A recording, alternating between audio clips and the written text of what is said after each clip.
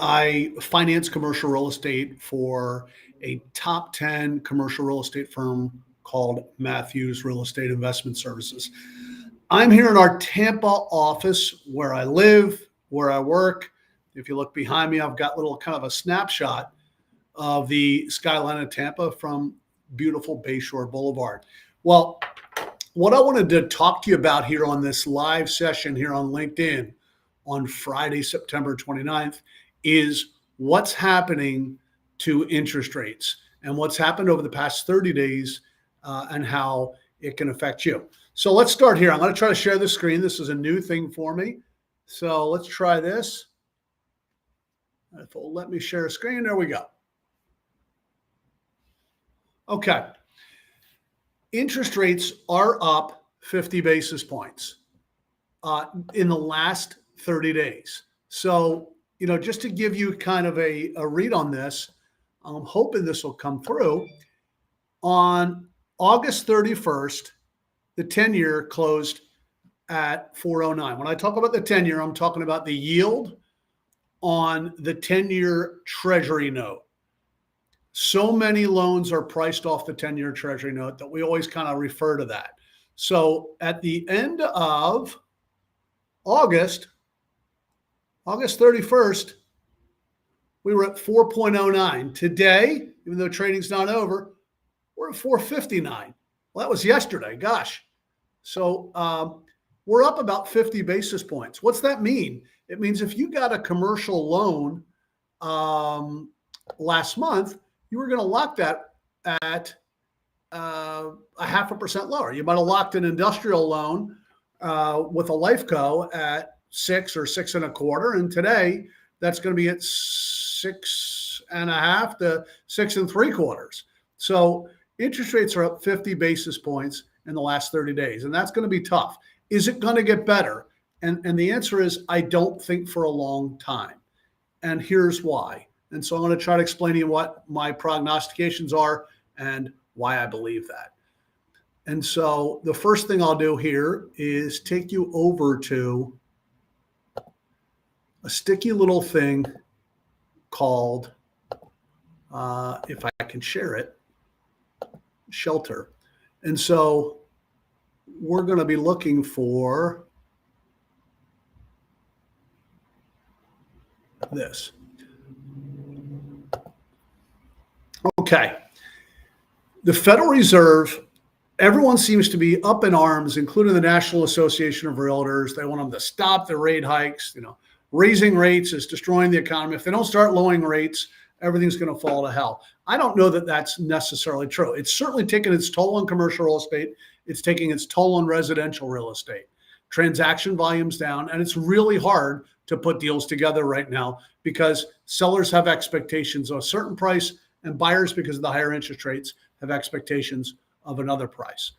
But the one thing I'm telling people is everybody's screaming and yelling and say, the Fed's wrong, inflation is moderating. Here's the one thing the Fed is maniacal about. And if you actually read the Fed minutes after they have their meetings, when they come out with their decisions, whether to raise rates or lower rates, they publish the minutes of the meeting. There is an overriding theme, and there has been for the last 6 or 8 months, about a thing called shelter inflation. Okay, so what's inflation? Inflation is a measure of all the baskets. It's an index of the prices of all the goods and services in the economy. And then you have what's called core inflation. And core inflation excludes a whole bunch of items and just focuses on other ones. That seems to be where people look. Within the components of core inflation, about 30% of that index is what we call shelter. And that's going to be home prices and rents. And that's what the Fed's looking at, because they see that that's the component of the overall inflation that's causing the biggest problems in the economy. So if you read the Fed minutes, they're always talking about how they're trying to get shelter inflation down to the 2% target rate. And if you're looking at this chart that I'm showing you here, it's just not happening, right? So like if you look at this green one, if you look at the yellow line here, it looks like that's moderating. Inflation's coming down. Core CPI is down to 5%. If you pull out the shelter component of core CPI, gosh, it's approaching the 2%. Looks like everything's good. But shelter, while it's gotten a little better, is still coming in at 8%. And I think until you see that number come down to 2%, you can expect these higher rates. And I do not think you're going to see the Fed necessarily cut, or if they do cut, it won't be aggressively. And I think this could happen through the end of 2024. And at the end of this, we might talk about what that means. So let me kind of show it to you in the numbers here on the how they're reported. So we're going to go here, and then we'll go here. Kind of give you a better read on this. Here are the, if we look down here, probably about almost all the way to the bottom, you'll see shelter, right? And it's showing right now the most reported, I know August, the most reported annualized, the unadjusted 12 months that ended 2023, shelter's up 7.3%. Now we are seeing it moderate, right? You notice over the last few months, from March, it was up 0.6, and then 0.4, and 0.6, and 0.4, 0.4, 0.3. So it came in a little better. But I think the Fed's not going to do. The Fed is not going to be is going to stay in an aggressive stance until we see this number, this shelter number of 0.3% down here, reporting for August. Until we start seeing that at 0.2 for 3 or 4 months in a row, I do not think you're going to see Fed cuts. So I think we're minimum. We don't see any Fed cuts. The best that could happen is 2024. I think you're going to see them keep rates up here. So what's that mean to you? It means we're going to see these.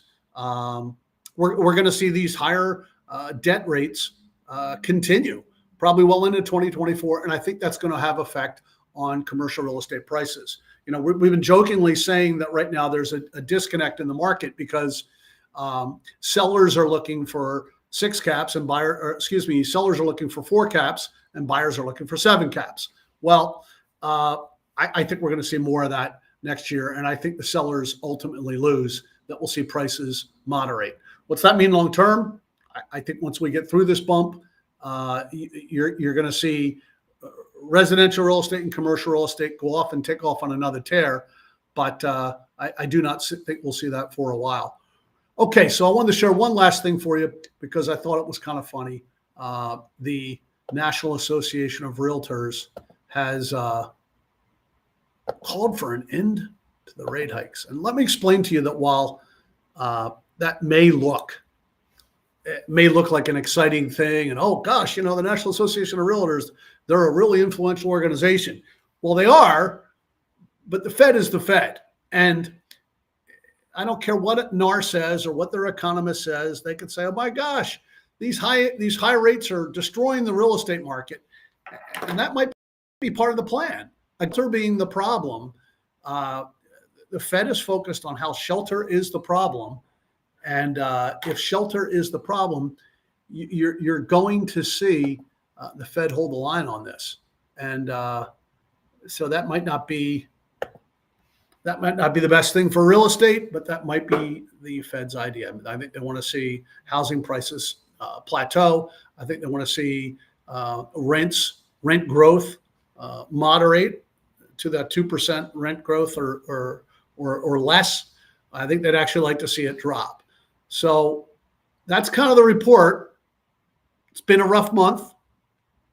Commercial loan rates are up over a half a point. Residential mortgage rates are up over a half a point.